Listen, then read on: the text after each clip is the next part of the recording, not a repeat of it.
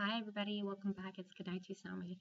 I'm going to be talking a little bit right now. I'm on a little bit of a weird internet binge. I was going through and I found out about the Lauren Handy situation, which if you guys don't know, that's the woman that was pardoned by Trump. Um, because she's like an abortion activist. But one thing that I think is really concerning is like they've been painting her as some kind of hero, where I think the things that she did are very concerning.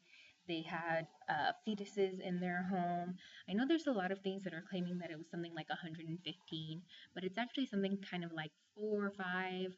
I think 5 is the more accurate number. Um, yeah, I'm gonna show you some of the stuff. It's crazy. For the sake of my own sanity and clarity, I'm just gonna have the video here. Okay, so the person that we're talking about originally got arrested for violating the FACE Act. So if you don't know what the FACE Act is, it's basically a law that determines that you're not allowed to block passage or entrance to, a clinic for reproductive health and, you know, there's a lot of issues that in the past people would go and they would be like, pow, pow, pow, pow, pow, or they'd barricade themselves, and it's just a lot. So this person was arrested. This is her. I'm just going to show her a picture.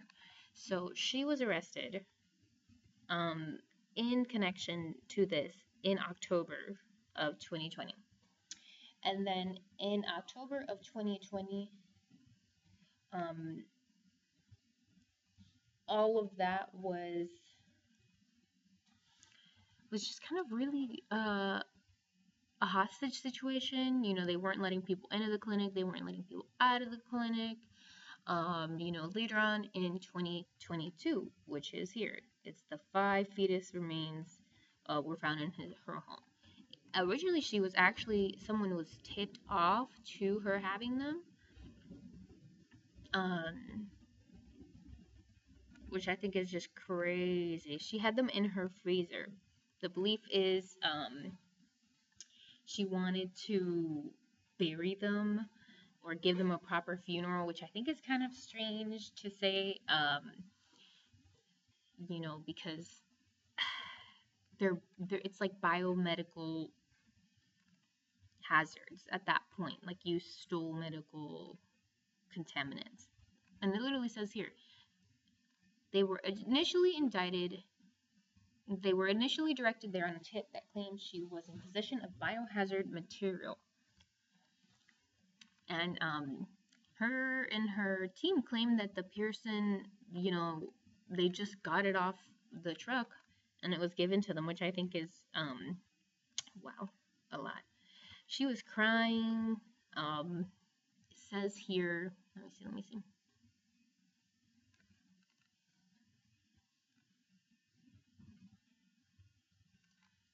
20-year-old cried sporadically while talking about the fetuses she held days earlier. I've only ever wanted to love and help others, Handy tells me. So for the anti-abortion movement, she has been kind of like a public figure now. I think it's kind of wild to do that, but I guess, to each their own. Let's put up some pictures of people protesting.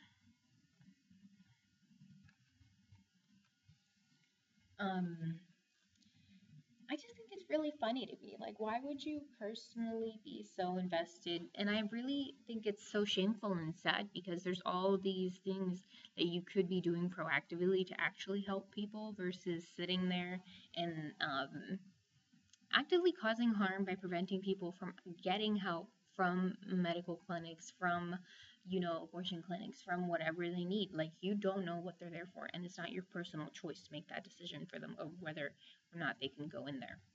I also just think it's very concerning, she was not convicted on any of these charges of the biomedical waste. They were not really able to prove how she got it. It was more just like she was tipped off.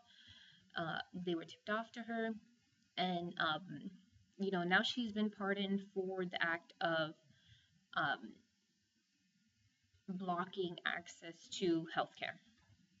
Um, in connection to her more troubling behavior, I see that as a problem because it can lead to further escalation.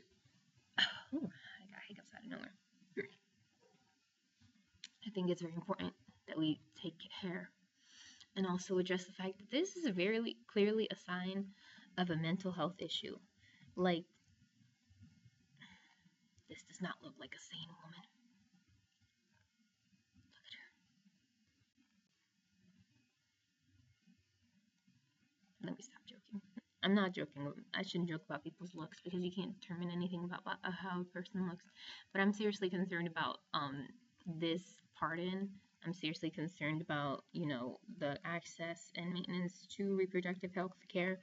I do feel that her efforts, if she is this passionate about children, her efforts would be better spent actually working towards and investing in organizations that help children that are currently in the world right now. I feel like a lot of pro-life movements and such, they focus on the life before it gets here, and then once they're here, it's kind of like everyone's on their own. It's kind of like these same people want to cut food stamps and benefits and free lunch to kids. Make it make sense.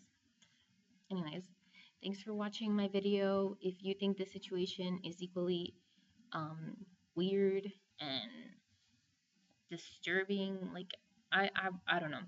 I would not personally take any biomedical waste from any facility, and if they had them because they wanted to bury them, why did they still have them? It's kind of like it takes some time for them getting tipped off to them getting to her. So I feel like a lot of it is just really weird.